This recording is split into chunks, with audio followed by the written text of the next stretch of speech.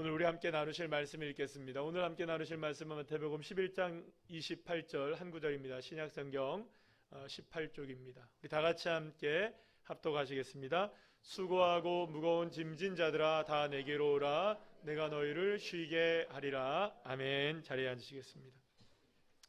잠시 기도하겠습니다. 하나님 감사합니다.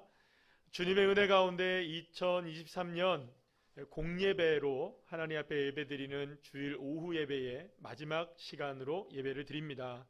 하나님, 우리 예배를 기뻐 받으시는 주님께서 오늘 이 시간에 영광을 받으시고 우리에게 말씀해 주시고 그 말씀을 통해서 우리가 소망을 얻는 귀한 시간이 되게 하여 주시옵소서. 오늘 이 시간 귀한 예물을 올려드리오니 기뻐 연락해 주시고 이 예물을 드린 손길들마다 하나님의 큰 영광이 드러나고 기도의 제목이 이루어지게 하여 주시옵소서. 감사드리며 예수님의 이름으로 기도합니다. 아멘. 할렐루야. 오늘은 마태복음 11장 28절 말씀을 가지고 우리 옆에 있는 분들하고 인사 나누면서 제목을 한번 읽어볼까요? 시작. 수고하셨습니다. 네, 수고하셨습니다. 정말 수고 많으셨어요. 오늘 오후 예배의 말씀을 뭘로 할까를 굉장히 고민스러운 예배였어요, 사실은. 왜냐하면 주일 예배도 거의 송구영신 예배의 예배이고, 왜냐하면 31일이잖아요. 게다가 저녁에는 또 송구영신 예배를 드려야 돼요. 그 말씀도 준비해야 되고, 그 사이에 낑긴 이 예배. 그래서 마음속에서는 그런 생각도 했어요. 오후 예배 드리지 말까? 그러다가 우리 성도님들이 생각이 났어요. 우리 성도님들이 얼마나 예배를 드리고 싶어 하는데. 아멘. 제가 아멘이 없으신 거 보니까 저하고 한동석이었구만요, 보니까. 사실 그래서 그런 생각을 했어요. 무슨 말씀을 어떻게 전할까 고민을 하다가 그냥 수고 많으셨으니까 주님이 저와 여러분을 향해서 수고했다는 말, 그 말 전해주시지 않을까라는 생각으로 이 말씀을 준비했습니다. 제가 지금 말씀드린 것처럼 오늘은 예배의 복이 터지는 날이에요, 그죠? 특히 오늘 이제 교사로 헌신하신 분들 같으면 주일학교 예배까지 또 드리셨어요. 아침에 일부 예배 드리죠, 주일학교 예배 드리죠, 오후 예배 드리죠, 수모임 했죠, 또 송구영신 예배 드리죠. 이렇게 많이 예배를 드리는 날이 되었어요. 그래서 이런 생각을 해보게 되었습니다. 2023년 마지막 날을 우리가 보내면서, 그것도 주일날을 보내면서 예배로 가득 찬 하루가 되는 데는 그만한 하나님의 은혜가 있겠구나라는 생각이 들었어요. 첫 번째는 지나온 2023년의 시간들 속에서 어쩌면 물론 여기에 계신 분들이야 예배를 늘 언제나 사모하며 드리시는 분들이었겠지만, 어쩌면 지나온 시간 속에서 내가 하나님을 예배하는 데에 있어서 조금 소홀히 했다거나 예배의 자리에 집중하지 못했다면 하나님의 은혜 가운데 오늘이라도 예배에 집중하라고. 그죠? 예배로 꽉 채운 하루를 하나님이 보내게 하시는 것이 아닌가. 왜냐하면 여러분, 우리의 삶에서 언제나 최고의 자리에 가장 귀한 자리는, 따라합시다, 예배의 자리. 믿으십니까? 둘째는요, 예배를 통해, 특히 말씀을 통해 하나님은 지나온 삶과 앞으로 우리가 살아가야 될 삶 속에서 모든 것이 다 누구의 은혜로만 될 수 있느냐? 하나님의 은혜로만 되어진다는 것. 그래서 예배를 통해 하나님은 우리에게 위로와 소망을 동시에 주시는 그런 하나님이 되기를 원하시는 것이 아닌가. 그래서 오늘은 예배를 이렇게 가득 찬 하루를 보내는 것이 아닌가라는 생각을 하게 되었습니다. 자, 오늘 본문의 이야기를 이제 조금 하도록 하겠는데요. 예수님은 12제자를 부르신 후에 그들과 함께 여러 곳을 다니면서 복음을 전하시게 됩니다. 그런데 갑자기 세례 요한의 제자들이, 세례 요한이 지금 이제 옥에 갇혀 있거든요. 그 옥에 갇혀 있었던 세례 요한이 제자들을 보내서 예수님께 한 가지 질문을 하게 합니다. 오실 메시아가 당신이 맞으십니까? 우리 선생님께서 굉장히 궁금해하십니다. 이렇게 물어요. 그때 예수님이 뭐라고 말씀하시냐면 마태복음 11장 6절 말씀에서 이런 말씀을 하십니다. 다 같이 읽어볼까요? 시작. 누구든지 나로 말미암아 실족하지 아니하는 자는 복이 있도다 하시니라. 아멘. 예수님은 복에 관한 말씀을 하셨어요. 어떤 사람이 진짜 복을 누릴 수 있는 사람이냐? 예수님에 대해서 의심하지 않고 예수님을 온전히 구주로 믿는 사람에게 진짜 복이 임하는 것이다. 예수님에게 걸려 넘어가는 사람이 아니라 예수님이 나에게 생명이 되시고 길이 되시고 진리가 되심을 믿는 사람이 진짜 복 있는 사람이다, 이 말씀을 해주시는 거예요. 그래서 예수님께 걸려 넘어가지 말아라, 이 말은 실족하지 말아라, 이 말은 예수님을 믿지 않는다면 이라는 말이에요. 그러니까 예수님을 정말로 믿지 않는다면 그 사람 복 누리지 못해. 그러나 예수님을 정말로 의지하고 믿는 사람이 된다면, 예수님 때문에 실족을 하지 않는다면, 그 길을 정말로 길이요 진리요 생명 되신 그 길을 걸어가는 사람이라면 의심 없이 그 사람은 복을 받는 사람이라는 것을 말씀해 주고 있는 것이죠. 예수님은 이 세상의 그 어떤 것으로도 진정한 복을 누릴 수 있는 길은 딱 하나밖에 없다. 오직 예수. 할렐루야. 그리고 예수님은 11절 말씀에서 이런 말씀을 이어가십니다. 다 같이 한번 읽어볼까요? 시작. 내가 진실로 너희에게 말하노니 여자가 낳은 자 중에 세례 요한보다 큰 이가 일어남이 없도다. 그러나 천국에서는 극히 작은 자라도 그보다 크니라. 아멘. 예수님은 이렇게 칭찬을 하십니다. 여자 중에 난 사람, 그러니까 이 세상에 태어난 모든 사람들 중에 세례 요한이야말로 가장 위대하고 큰 사람이다 라고 말씀하시는 거예요. 세례 요한은 여러분 정말로 위대한 선지자 중에 한 명입니다. 그래서 예수님도 칭찬을 아끼지 않았던 거예요. 자, 그런데 예수님이 하시려는 말씀은 세례 요한 정말로 위대한 선지자입니다. 위대한 사람입니다. 여자가 낳은 자 중에 이 인류 가운데 가장 위대한 사람이 바로 이 세례 요한입니다. 세례 요한을 칭찬하기 위해서 이 이야기를 하는 게 아니었어요. 그 뒤에 이야기가 이어집니다. 뭐가 이어지냐면, 그런데 하나님 나라에서는 가장 작은 사람도 누구보단 크다. 세례 요한보다는 크다. 그러니까 세례 요한은 천국에서 가장 어떤 사람이에요? 작은 자 중에 한 명이라는 거예요. 이 땅에서는 가장 위대한 사람이라고 얘기할 수 있는 세례 요한이지만 천국에서는 가장 작은 사람이라는 거예요. 가장 천국에 가면은 그 어떤 사람보다도 이 세례 요한보다 더 뛰어난 사람이라고 말씀하고 있는 거예요. 자, 여러분, 그렇다면 어떻게 천국에서 가장 작은 사람이 세례 요한보다 뛰어난 사람이 될 수 있을까요? 여러분 한번 생각해 보세요. 여러분들은 천국에 가시죠? 아멘. 다시 한번 물어볼게요. 천국에 가시죠? 여러분 아멘이시죠? 자, 그러면 천국에서 여러분 큰 자가 되길 원합니까? 아니면 작은 자라도 천국 가길 원하십니까? 그렇죠. 작은 자라도 가시길 원하실 거예요. 만약에 저와 여러분이 천국에 자리가 주어진다면 큰 자리든 작은 자리든 그게 무슨 상관이 있겠습니까? 그죠? 그런데 우리가 천국에 들어가서 가장 작은 자리에 있다 할지라도 누구보다는 위대한 거예요.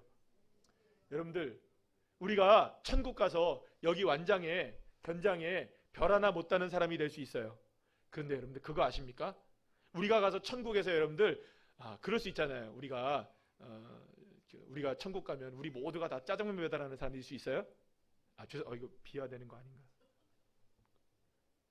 제가 잘못 얘기한 거죠? 그런데요, 우리보다 더 못한 사람이 누군 거예요? 그러니까 세례 요한인 거예요. 그럴 수가 있다는 거예요. 무슨 이야기인지 아시겠어요? 우리가 가장 낮은 자리에 처해 있다 할지라도 그보다 더 낮은 자리에 있는 사람이 누구냐? 세례 요한이에요. 그러면 여러분 한번 생각해 보세요. 우리 중에 그 누가 세례 요한보다 위대하다고 얘기할 수 있는 분 한번 손 들어보세요. 권사님 이러시는데 손 안 드신 거죠?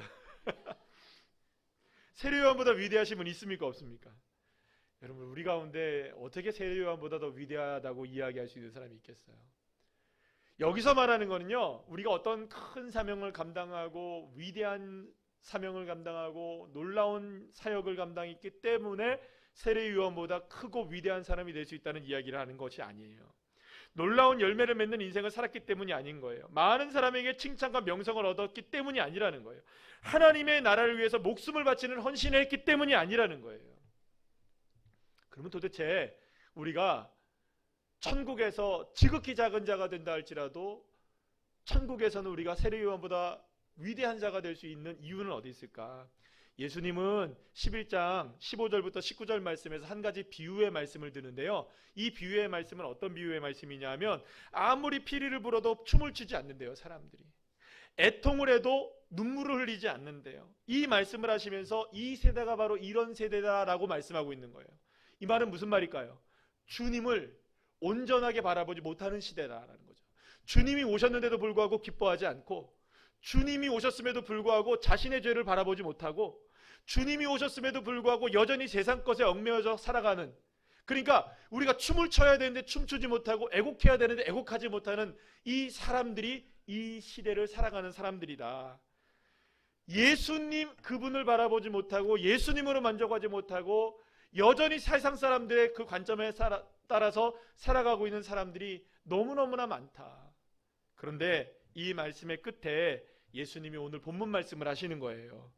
우리 본문 마태복음 11장 28절 말씀 다 같이 한번 읽어볼까요? 시작. 수고하고 무거운 짐진 자들아 다 내게로 오라. 내가 너희를 쉬게 하리라. 아멘. 예수님은 우리가 천국에서 세례요한보다 크고 위대한 사람이 될 수 있는 방법이 무엇인지를 정확하게 알려주고 계시는 거예요. 그건 뭔지 아시겠어요, 여러분들? 내 삶의 무거운 짐과 수고로운 것들을 오직 누구에게 내려놓는다? 우리 예수님께 내려놓는 그 사람이 위대한 사람이 되는 거예요. 예수님은 우리의 수고로움과 무거운 짐을 모두 다 떠맡으시겠다고 말씀하고 계세요. 우리의 아픔과 상처와 근심과 고통을 다 떠맡으시겠다고 말씀하고 계시는 거예요. 예수님은 우리가 천국은 물론 이 땅에서도 가장 큰 사람으로 살아갈 수 있는 방법이 무엇인지를 정확하게 말씀해 주고 있는 거예요. 그것은 뭐냐? 우리의 삶의 수고로운 모든 짐들을 주님께 내어 맡기고, 주님께 내어 맡기고, 그렇게 주님께 모든 것을 내어 드릴 수 있는 사람이 될 때 그 사람이 어떤 사람이 되느냐? 바로 가장 큰 사람이 될 수 있다는 것이에요. 그러면 우리는 누구처럼 되는 거예요? 세례 요한보다 큰 사람이 되는 거예요. 여러분 놀랍지 않습니까? 이게 무슨 어려운 일입니까? 세례 요한처럼 여러분 어디 가서 광야에 나가가지고 메뚜기 먹고 뭐 꿀 먹고 그리고 여러분들 바람 맞으면서 이러고 살고 막 돌덩이가 막 이러고 살고 그러면은 여러분 큰 사람이 된다면 여러분 큰 사람 될 거예요, 안 될 거예요? 그래도 큰 사람이 된다면 저 같으면 도전은 한번 해보겠는데요. 아니 자 한번 물어볼게요. 그런 거 있잖아요. 그러면 우리 너무 먼데 얘기하지 말고 우리 대왕항 공원 가가지고 만약에 우리에게 허락이 된다면요. 허락이 된다면 거기에는 커다란 소나무 있잖아요. 대왕암을 안 가보셨죠, 그죠? 한 번도 여기 계신 분들이 대왕암을 안 가보셔가지고 대왕암은요 여기서 걸어가면 15분 정도 걸어가면 있습니다. 한번 꼭 가보시죠. 아직 안 가보신 분들은. 만약에 우리에게 허락이 돼서 대왕암 공원에서 그 소나무 한 뿌리를 뽑아내면 하나님이 우리의 모든 소원 중에 하나는 들어주신다. 가실 분, 안 가실 분? 갑니다. 우리 조현희 집사님 갑니다. 혈압이 오르든 내려가든 갑니다. 힘이 없든 있든 갑니다. 그죠? 딱 한마디 갑니다. 가죠. 저 같아도 갈까요, 안 갈까요? 갑니다. 하나님 30 주세요. 가죠. 그럼요. 이 소나무 뽑는데 여러분들 무슨 하나님이 예를 들어서 100억을 주신다면 여러분들 안 하시겠습니까? 해요. 저도 합니다. 다 같이 갑시다. 만약에 우리가 그런 수고로움으로 큰 자가 될 수 있다면 안 하시겠습니까? 하시겠죠. 그런데 여러분 오히려 주님은 그렇게 해서 여러분들 우리가 소나무 뿌리를 뽑는다고 한다면 여러분 그 뿌리가 뽑는 게 쉽겠습니까? 어렵겠습니까? 그게 쉽지 않죠. 그런데 여러분 주님께서 저와 여러분을 큰 자로 만들어 주신대요. 근데 그게 어려운 일이 아닌 거예요. 주님께 수고로움을 맡기는 거. 그런데 여러분 이게 솔직히 말해서 소나무 뿌리 뽑는 것보다 더 어렵습니다. 이게 더 어려워요. 왠지 아세요? 내 것을 내려놓는다는 것은 결국 내가 죽는 것을 이야기하기 때문이죠. 내가 죽지 않으면 내 것을 내려놓을 수가 없는 거예요. 그러니 여러분 소나무 뿌리 뽑는 것은 내가 할 수 있다고 생각하지만 내려놓는 것은 못하는 거예요. 그래서 우리는 언제나 세례 요한보다 정말 위대하고 클 수 있는 사람이 될 수 있는데도 불구하고 늘 언제나 정말로 연약하고 작은 사람들로 살아가는 안타까운 모습을 주님이 보고 계시는 거예요. 그래서 주님이 뭐라고 말씀하시느냐? 천국에서는 극히 작은 자라 할지라도 세례요한보다 크니 그런 사람이 되려면 우리 모두가 우리의 삶의 모든 무거운 짐들을 어떻게 하라? 다 주님께 내어 맡기라는 거예요. 근데 여기서 중요한 게 있어요, 여러분들. 어느 정도 맡기는 것이 중요한가? 어느 정도 맡겨야 할까요? 성경에 정답이 나와 있습니다. 뭐라고 하십니까? 다 맡기는 거예요. 모두 다. 그래서 예수님은 나로 말미암아 실족하지 않는 사람이 복이 있다라고 말씀하신 거예요. 왜냐하면 진정한 복은 예수님을 전혀 의심하지 않고 예수님께 모든 것을 내어 맡길 수 있는 사람이 진짜 하나님의 은혜를 누리기 때문이에요. 그런데 실족하는 거예요. 다 맡기지 못하는 거예요. 10가지 중에 9가지는 맡겨요. 아니 9.9개까지는 맡길 수 있어요. 그러나 마지막 0.1를 못 맡기는 사람들이 얼마나 많은지 몰라요. 대부분 맡겨요. 대부분 맡겨요. 그러나 다 맡기지는 않는 거예요. 그래서 실족하는 겁니다. 그래서 실족하는 거예요. 주님이 우리를 큰 사람으로 인정해 주시길 원하시고 계시는 거예요. 근데 큰 사람이 될 수 있는 기회를 다 맡기면 되는데 다를 못 맡기는 거예요. 다를. 그러면 여러분 돌이켜보면 우리가 가장 많은 실수를 했던 게 실족했던 게 뭔지 아세요, 여러분들? 주님 때문에 실족한 것들이 많아요. 그건 주님의 문제가 아니라 우리가 주님께 다 맡기지 못한 것으로 인한 것들인 거죠. 베드로전서 5장 7절 말씀은 그래서 이렇게 말씀합니다. 시작. 너희 염려를 다 주께 맡기라. 이는 그가 너희를 돌보심이라. 아멘. 다 맡기십시오. 그러면 주님이 돌보시기 시작합니다. 정말로 모든 것을 다 맡길 수 있느냐? 아니면 염려와 근심, 아픔과 고통이든 기쁨이든 즐거운 것이든 주님이 우리를 돌보실 수 있도록 주님께 다 맡기는 것이냐? 그때 우리는 비로소 세례 요한이 우리의 삶의 기준이 되어질 수 있는 거예요. 세례 요한보다 큰 사람이 될 수도 있고 여전히 세례 요한보다 작은 사람으로 살아갈 수도 있게 되는 것이죠. 그러니 우리의 삶에 오히려 예수님에게 어떻게 보면 이런 말을 할 수 있는 거예요. 예수님에게 실족하지 말아야 된다라고 얘기하는데요. 오히려 저는 반대로 생각을 해봤어요. 여러분들 예수님에게 늘 언제나 걸려 넘어지셔야 됩니다. 이 말은 무슨 의미냐면 주님께 다 마음이 걸려야 돼요. 이거 맡겨야 되는데 안 맡겼네. 걸리셔야 돼. 이렇게 따라합시다. 주님께 마음이 좀 걸리자. 무슨 얘기인지 아시겠어요? 내가 언제나 무엇을 생각할 때 주님께는 마음에 걸려야 되는 거예요. 이거 맡겨야 되는구나. 이거 주님이 맡기길 원하시는 거구나. 이렇게 늘 언제나 주님께 좀 걸려 넘어가셔야 되는 거예요. 걸리셔야 되는 거예요. 근데 넘어가지는 마세요. 걸려서 내려놓으셔야 돼요. 그러면 주님이 뭐라고 하시는 줄 아세요? 쉬게 하신다고 말씀하세요.